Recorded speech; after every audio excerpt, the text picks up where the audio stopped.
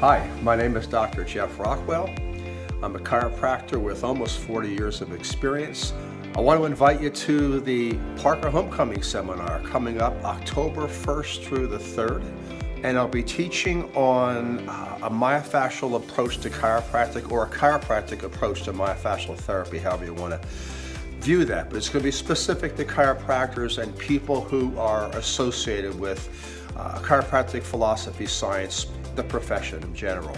I'll be introducing something that you may be familiar with, but it's not familiar to a lot of folks, but a two-handed approach to myofascial therapy. I'm not referring to this or this, but I'm referring to having a contact on a distal area of fascia that has an impact on, in the case of this seminar, on the upper cervical spine.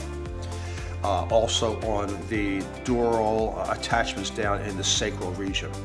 So I really hope to see you there, and I promise we will have fun.